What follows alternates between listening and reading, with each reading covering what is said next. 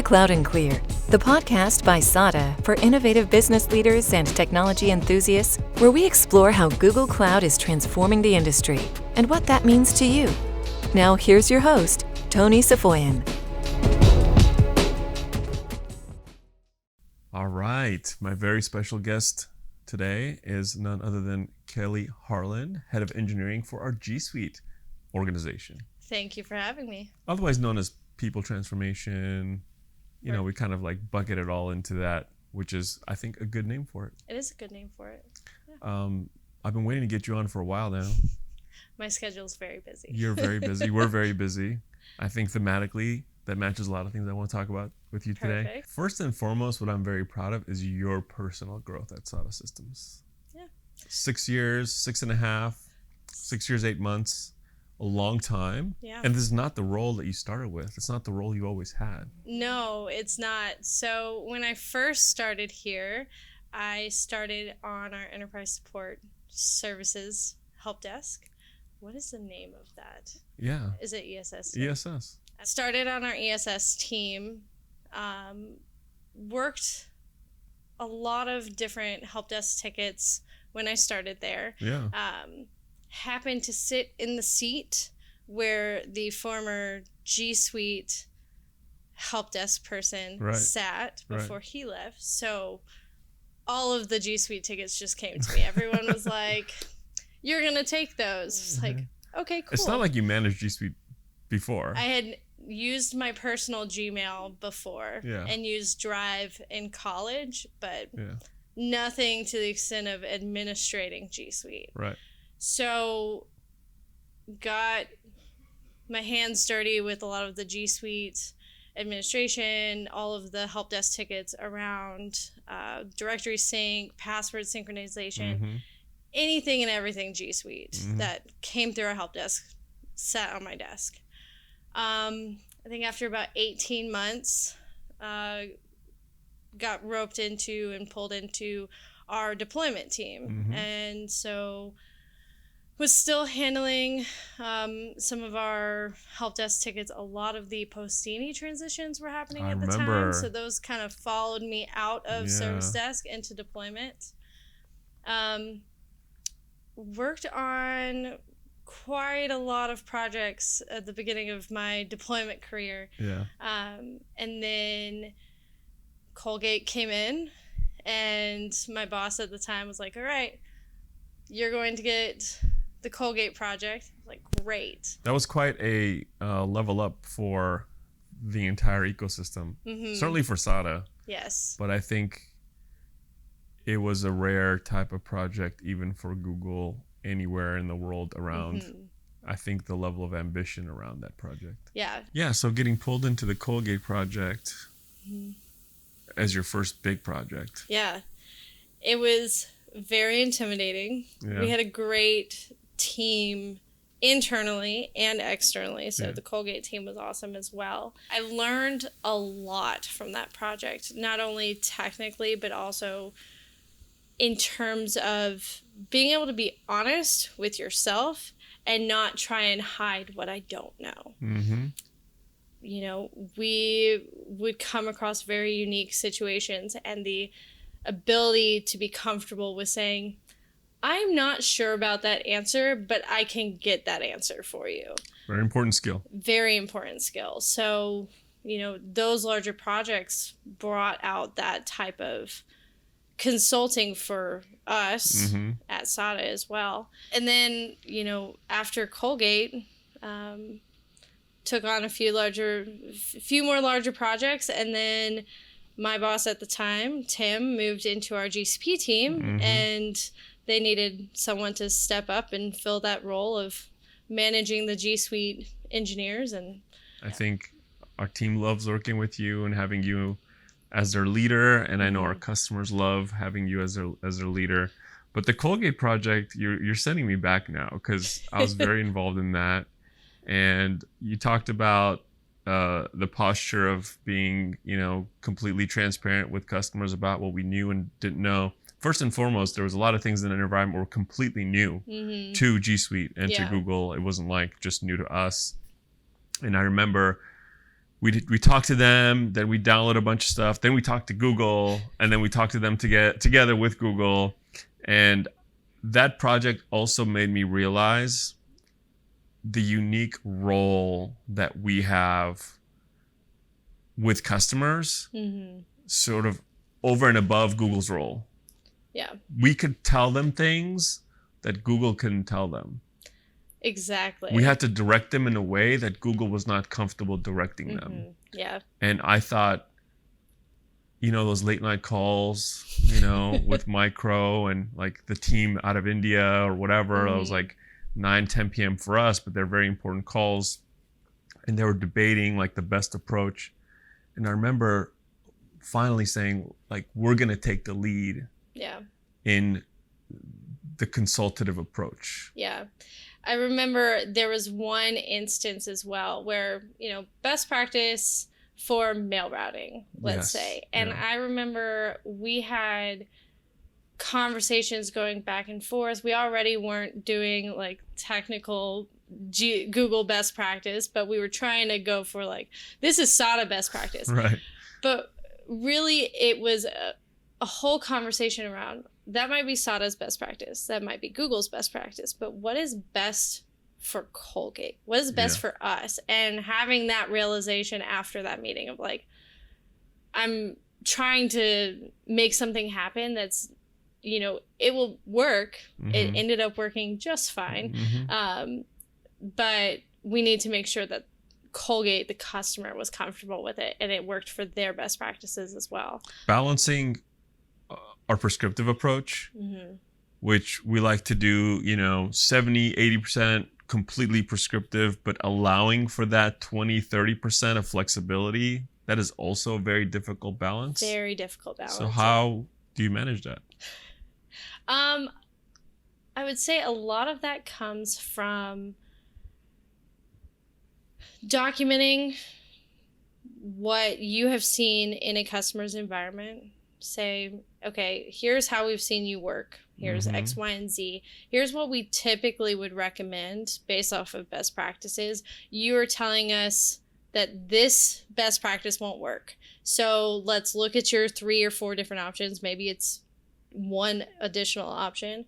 Let's look at the ramifications. What might happen if you go down this route versus going down the best practices route? Making sure, we are coming to the customer with, here are expectations, here's ramifications for going down either route in terms of that best practice choice. Yeah. Giving them the pros, cons, and having them sign up for the potential downside risk. Exactly. Yeah, that's very important. I think over-indexing on being too prescriptive is also dangerous. Yeah. Because, it's not dangerous, but these are enterprise customers. Yeah. It's very different than a 500 user implementation where you can be just very prescriptive. And everybody believes that they're unique to some extent, and many of them truly are. Yeah. Like the way that Colgate was running internet traffic for them, like very unique. Very unique. The fact that they had users in China, pretty unique, right? Not completely unique, but they had all these things. And I think part of being exceptional at service, as in professional services or customer service, is understanding where we have to get off of our soapbox and allow them to dictate some things. Exactly. Yeah. It's a very hard line to find. Well, I think, again, that project with Colgate Palmolive put us, I think, in a completely different trajectory. A bunch of enterprise projects followed. Part of that, and I think, because you represent the most established practice, I would say, at SADA, which is around G Suite and work transformation, which we've been doing since 2007. That really changed the customer footprint for us geographically. Yes. Because Colgate was obviously in New Jersey, and of course 100 and something offices globally, but their headquarters were there. We spent a lot of time there. We started to travel a lot more. That has led to a different hiring strategy for you, hasn't it? Yes, very much so. I have a majority of my team is actually remote. We are HQ'd here in Los Angeles, and I have 5 people on my team, including myself. So out of 16 people, 11 of them are remote. Whether we've got Midwest, Central, East Coast, Canada as well. So spread out all across to be able to address all of those different time zones. That's just on the engineering side. Just on the engineering let alone side. Adoption, change management, training, like everybody else on the team. Exactly. Yeah, you were the first. Your org was the first to really model this new approach. And you did that before we started even opening the field offices, which we now have 8 additional field offices as well. But the way you guys executed that, like you and Nick executed that, made us comfortable with doing it in other areas for SADA as well. Because prior to that, we were like 90% just HQ based, right? Yeah. And I mean, we had to. I mean, I changed my schedule 7 to 4 to help with East Coast, which I've stuck to that schedule because I like it. But yeah, there was no way we would have grown without expanding across. So that's the other thing about enterprise customers is their expectations now that we're just more, in market. Like our teams are in market, they live there, they're close by, they spend a lot of time on site in implementations. Years prior, 5 years ago, was very much a remote approach. We'd fly in, we'd, help sell and do evaluations, fly out, come back, do kickoffs, fly out, come back, do go lives. And that was kind of maybe sufficient. But now it's a lot of on-sites. Complexity is higher, expectations are different. Yes. And your team has really led the charge. And again, in other areas, we're adopting a similar approach. Yeah. So one of the challenges and things that we really celebrate here and champion here is culture and culture expansion.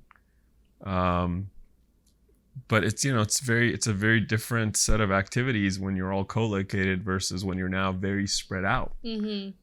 You do a really good job of that. How do you do it?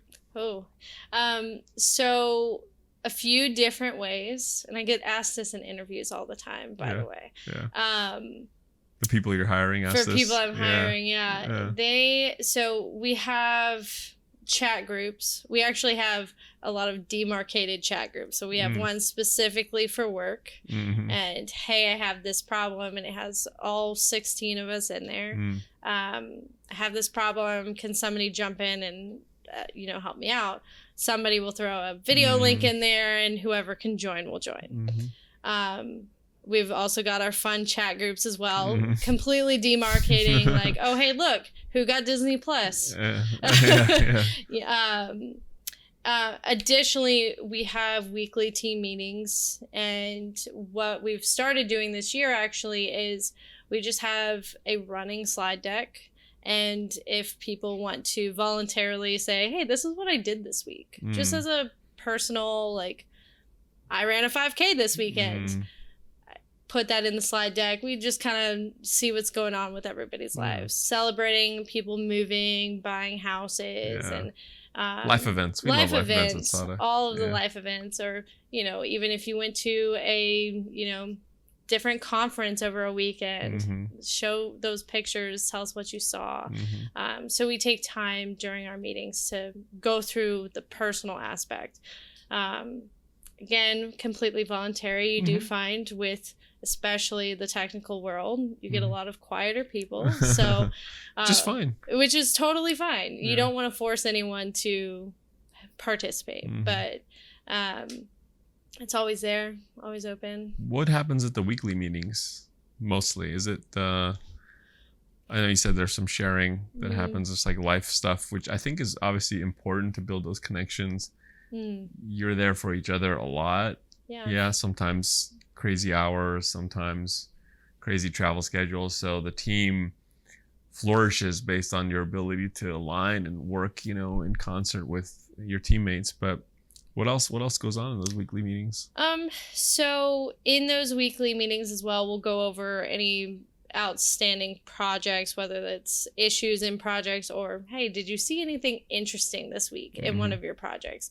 Did something quirky come up that you haven't seen before? Oh, cool. We should let everyone else on the team know. New learnings. Any goals presentations. So especially now that we're coming towards the end of the quarter, people are starting to present goals, getting those documents or presentations out there. And just general updates. We do allocate one week, a month to actually going through all of the G Suite updates from the previous month. So on December 6th, or 13th, we'll go through all of November's updates. Like product updates from G Suite. So that really way, cool. Everyone's still expected to keep up with all of those updates as they come out. But this is a allocated time for us to sit down, talk about it. What does it mean to us? What does it mean to our clients? Exactly. Yeah. Is this just a nice brand new formula in Sheets, or is this an admin panel setting that changes everything that we do? Being able to be proactive and work together with that. Yeah. No, that's great. Again, we live in this world, and the products we work with, they change all the time. It is one of the biggest challenges for us because we can't seem like we're out of sync, right, with Google. And we get some early information. Google's getting better at roadmap. I'm actually looking very much forward to the meeting with Javier Soltero in a few weeks as a new sort of G Suite VP, and try to get an insight into 2020 so we can align better. But I think what you're describing there also is completely new for our customers who are deploying G Suite in their environments. So how have you seen our customers change? Like, of course, we do training and change management adoption work, but I'm talking about the other parts within the IT organization as you engage with them. How have they changed over time? Like, how have they evolved? How have roles changed? What do you guys see from your side? Yeah, so an example from a couple weeks ago, actually. It always makes me happy to talk to the Exchange admin before and after a project, especially for the larger organizations. I remember being asked last week, about the spam button. Users can hit the spam button in their mailbox, and she asked, can we turn that off? And I was like, well, why do you want to turn that off? And she was like, because I'm the person that receives all of the notifications if someone marks something as spam. And I was like, well, you're going to be really happy to know that that won't happen anymore. And so seeing some of the manual administrative tasks that you are actually relieving a mail admin of because G Suite already does it, or there's more consolidated reporting to see, why were you getting all of those spam reports? Well, here's this dashboard that you can see over here. And so seeing the transformation of what the mail admins were doing on their on-prem days versus what they're doing now, having moved to Google, seeing all of the different reporting, and being able to be more proactive rather than, I got to make more space on this server over here. So that's one of my favorite things to see from projects. Because that actually traditionally has been the group, the people who run backups, the people who run, do email administration or antivirus work or whatever. Yeah. They were the most resistant in early days, certainly, about this change, because their perception is, well, my job is quote unquote going away. Right. Yeah. And I think we've proven over time that that's not actually the case. It's not the case. You're just having a change in role. It's now you're not setting up the spam filters. You're not, cleaning up mailboxes. You're looking at all of these different high-level reporting. A spam message comes in, or somebody sent that email to everyone at SADA, for example, or anything like that. That Exchange admin can now just go into G Suite and say, okay, Security Center, pick that email, pick it out of everybody's mailbox, making their lives a lot easier and giving them time to look more, transformationally about, okay, we've done this in the past, and that was because of these legacy products. Yeah. Now I'm not having, and I didn't have time to find something new to do it. So now I have some time to try and figure out a new workflow. Yeah, no, I think moving their work sort of up the value chain, where they're being strategic, they're being advisory, consultative, proactive with their user base, putting them in the front and center of like, how can they help their constituents, their employees, work more effectively and efficiently by virtue of having the tools, not only the tools and the version that exists today, but on those monthly updates, like how do they make better use of this brand new feature? Yeah. Like these are new jobs being created, I think, new types of roles being created within the IT organization that didn't exist, A, because systems were static, and B, because most of the work was completely reactive. Yes. And now it's a lot more proactivity to their jobs. No, I get excited by allowing people to transform in their roles, actually. Yes, same. Especially because, again, historically, if you look back 10 years, there were like this whole server hugger community was like, no, if you remove this server, my job is gone. And we're like, actually, your job is going to get better. It's going to be so much better. Like I said, it's one of my favorite things at a kickoff to meet that admin and say, let me know how you feel at the end of this project. Like, I know throughout the project, it's going to be tiresome. You're going to have a lot on your plate. But let's talk maybe in 3 weeks afterwards. Like, let the dust settle, and see how your role looks after you're deployed. Yeah, that's amazing. And that's just a couple roles within IT. I think the broader IT organization goes through cultural transformation. Yes. The CIO's role becomes more aligned with line of business. And we're really careful about that. You're involved very heavily in pre-sales. Where we're pulling line of business together with the IT leadership to go through that. And you do a great job in those, but like what's your secret to helping them align? A lot of it is going to come down to finding the why behind not wanting to change. What is holding you back? Is it that there's a feature set in Word that you don't think Docs has, or Excel or Slides or anything like that? Is there something in Mail that you think does not exist? And let's break down those walls of why you are not looking forward to that. But also, working with those different teams to build up any solutions that, hey, I need this specific workflow. Okay. Yeah. There's solutions for that. Let's talk through this. Because it's not just always about one-to-one feature for feature. Right. That's, I think, what people default to in their thinking. Like, I used to do it exactly like this. I want to do it exactly like that. Actually, it doesn't open up the possibility of a better way. Yeah. I think those conversations are really interesting. Yeah. I've always wanted to know this for myself, and now I have a chance to ask you, like on Cloud and Clear. It's recorded. And it's recorded. But what do you look for in engineering talent for your team?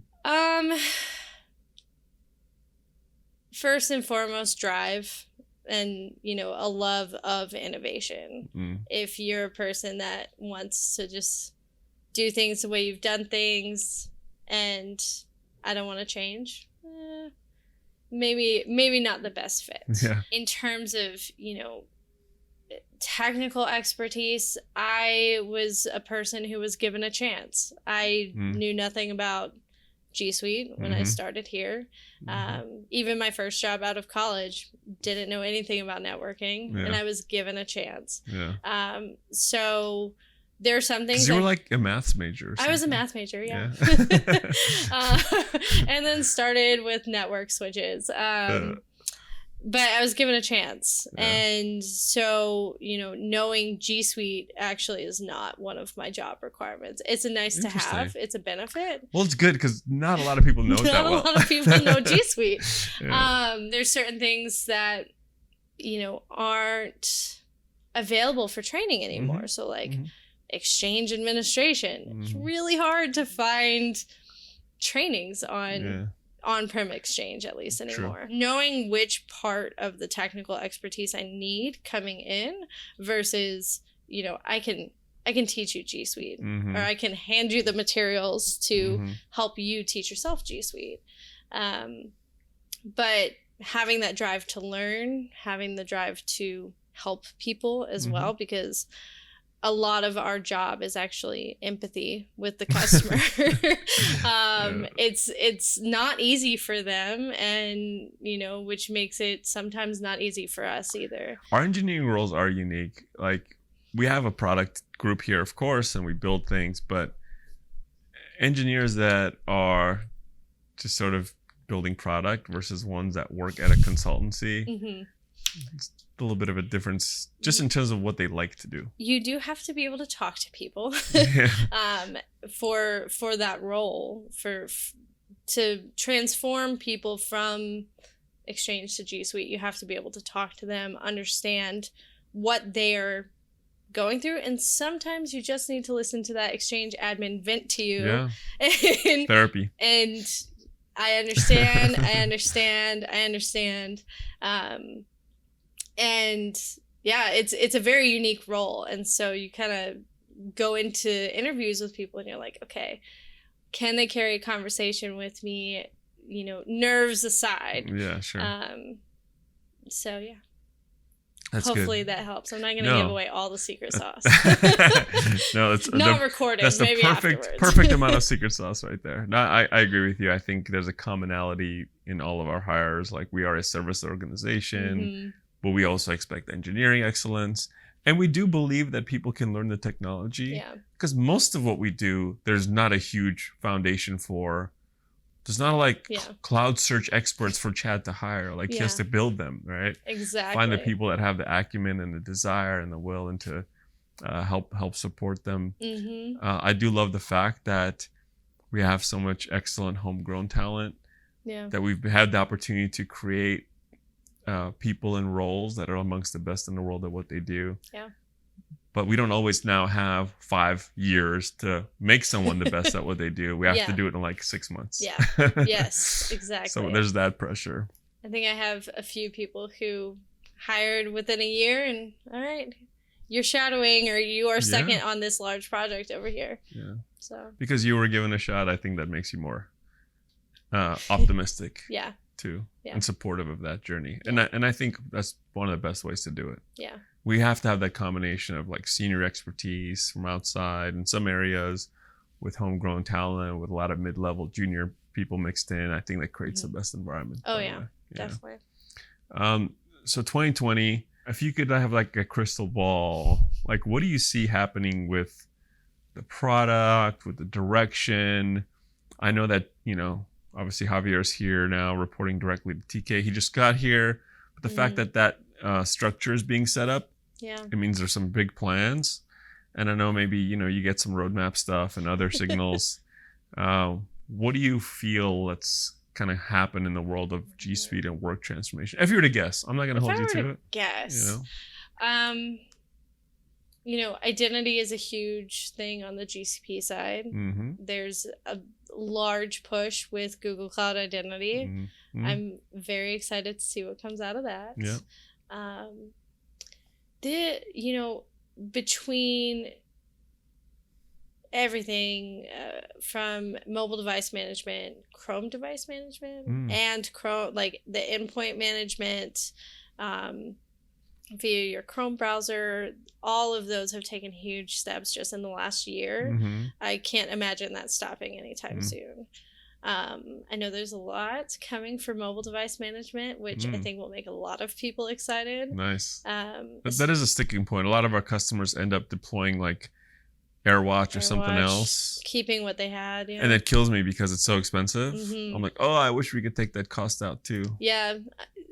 It's so hard sometimes with those, because those do come down to a feature to feature parity sometimes. Yeah. And sometimes it's one feature and you can either let go of it or you can't. I'm really excited about a lot of the security features that are coming out. We had Security Center come out this year and the Investigation Center, and every quarter something new is coming or added on top of those features, making the male admin's life a lot easier. Security's so like front and center. People, when they implement any new technologies, they're like, what about this? What about that? Most people's email environment and their security posture on email is terrible. Yeah. Like they can put anything in an email and send it out. We started to use more of those advanced features, Chris Nazarian deploying those things, and it's just so proactive and so insightful. Because like our business, most businesses deal with very sensitive information. Yeah. And you have to have guardrails around it. You have to have the guardrails around it. What about directionally with like the chat / other collaborative aspects that are, I think, directionally more comprehensive, or the idea is to create a more comprehensive environment? Yeah. I am very excited about chat. Everyone will tell you that I was one of the late adopters of chat. And well, we're still living in these two worlds for a while. We are still living in two worlds, but now I'm at a point where I default to chat, and if people don't... Me too. If people don't chat me inside of Hangouts Chat, I don't see it. Yeah. I am really excited to see how all of the different integrations go in there. Aren't you having, like, probably voluntarily, but people on your team like building bots and stuff inside of chat already? Yeah. Voluntary chat bots. Yes. I think one just got built for NetSuite time entries. What? A reminder to make sure to... That's pretty cool. Do your time entries. Yeah. So I think another bot that was just created was the RSS feed for the G Suite updates. So every time a new update comes out, you get it via chat. I love it. Love the bots framework. That's going to create a good foundation. I mean, look, everybody loved Hangouts. They were wonderful, but really old architecture. Yes. Think about it. Yeah. And like, it was back in the days when, you know, the Google products had sort of dyslexia about like, am I enterprise or am I consumer product? Yes. That really comes from the consumer side. Chat distinctly, I think, business. Yes. I do miss my little stampedes running across the chat bar. Oh. But, yeah. You know, it comes with it being an enterprise product. Maybe they'll build more fun features. Yeah, maybe more fun Easter eggs. Yeah. Well, you know, we're so proud of the work that you've done. Thanks. And Colgate was fantastic. It put us on the map. I think it put you on the map. It was a big, challenge for you that I think led to you running the whole team. But the projects, I mean, you know, 50, 60, 70, 100,000 user projects are like pretty common now. Yeah. Which is incredible. Yeah. I think it was really funny one time where we're like, oh, that's just 15,000 users. Yeah. And we were like, wait, stop, rewind. That is a big company. Exactly. 15,000 employees is a very big large organization. Company. Yeah. And we're like, that's nothing. Whatever. and we had to stop, and we're like, a year ago, that's not the comment we would have made. Yeah. So it's growing. It's ever growing.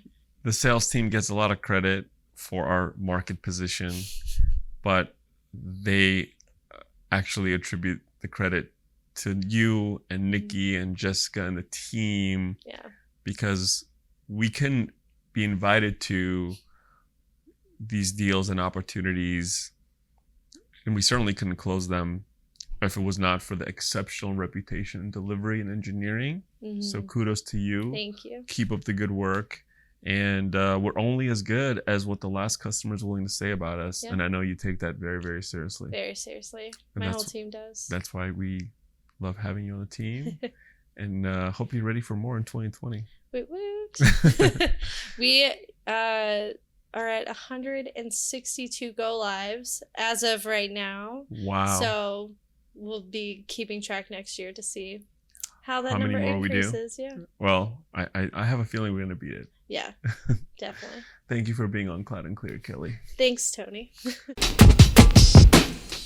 Thank you for listening to Cloud and Clear. Check the show notes for links to this week's topics. And don't forget to connect with us on Twitter @Cloud and Clear and our website, SADA.com. Be sure to rate and review the show on your favorite podcast app.